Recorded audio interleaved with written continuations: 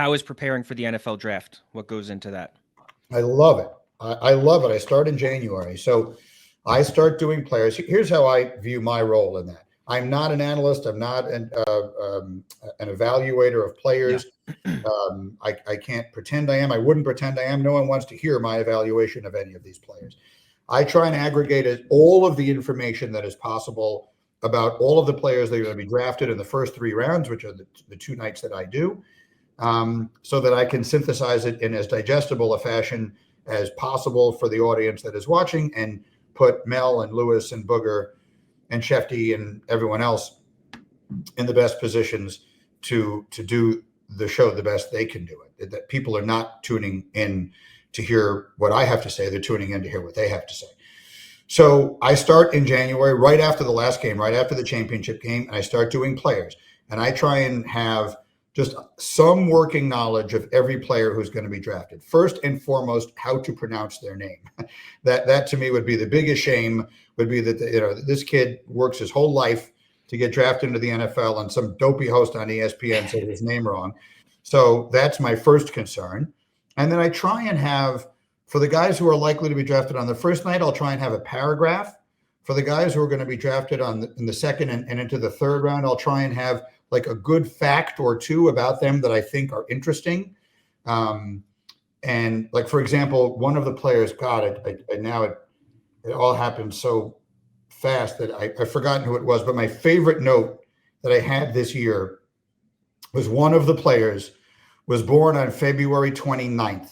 So he has actually only celebrated 5 birthdays. I loved that note. God, it's killing me that I can't remember which player it was now, but I love that. And so I'll try and do that, because by the third round, you don't want to hear from me. You don't need me to tell you what this 40 time was and all that kind of stuff. In this day and age, like, most of them have transferred at least once. So I'll tell you, well, he started at this college, then he went to this college. He finished with 19 sacks. He was a first-team All-American, and one other thing, Mel. And I'm trying to get it to Mel within 10 seconds of Roger saying his name. So that's how I view my role. And, if people walk away from the telecast saying, I feel like that was well organized, like I got it, I didn't have any trouble following what was going on, and everyone was really good. Wow, Mel was really good. Wow, Lewis was really good. Wow, Booger was really good. Then I feel like I did my job. And so I start on players in mid-January, and I do 2 or 3 a day, just about every day up until the draft. So I usually, like this year, I think I did 136 players. With the compensatories, I think we had 101 picks. And I always joke that if, when the name is announced, all you hear me say is Mel, that's a person I didn't do. And this year, I think there were 2 of them. There was one year that there were like 6 of them, and I was really pissed at myself. Did you think there may have been too much Shedeur Sanders talk during the draft, or can you not have too much Shedeur Sanders talk right now? So I didn't feel that way. I was there Thursday and Friday night. Yeah. So I didn't feel that way. I thought we made a real so Thursday night. So look, we knew going into it that this was a possibility. I'll tell you what the plan was. So we knew that he was either going to get drafted 3 by the Giants or he wasn't, and that the likelihood was that he was not. At that point, there were a few possibilities, but we had heard basically, from our inside, from Shefty, basically, the Jets aren't going to take him. The Raiders aren't going to take him. The Saints at 9 were the next logical spot. So our game plan was, we'll talk about it until 9. If he doesn't go at 9, there's pretty much a vacuum until 21 when the Steelers pick. And I think if you go back and look at it, I don't believe we said his name from the time the 9th pick was made to the time the 21st pick was made. That's whatever that is. That's a third of the night. His name was not spoken. Then when we got to the Steelers, it felt like you would not be doing your job if you didn't say, okay, is this the spot that they're going to take Shedeur Sanders? They don't.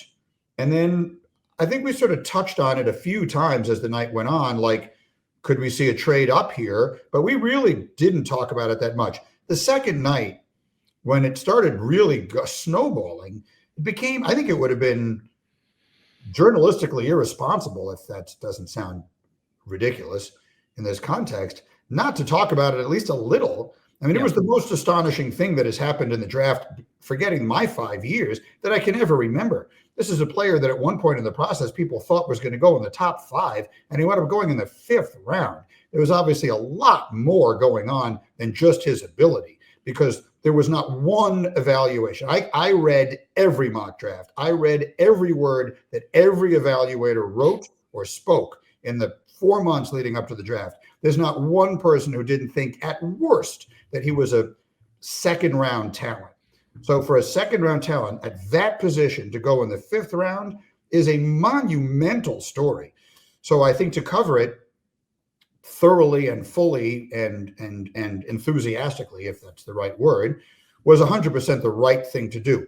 Too much, I suppose, is in the eye of the beholder. But I think we had to cover it, and I remain completely astonished by it. And I think the pendulum completely swung on him from people viewing him as sort of like a cocky young person that they were rooting against, to now like everyone is rooting for him because of what happened. And I think he is at worst a second-round pick masquerading as a 5th-round pick. I think he will be the starting quarterback in Cleveland this year, and I think he's going to be a really good player. I think he doesn't have like a huge high ceiling, from what all of the evaluators say, but I think his floor is very high. Yeah.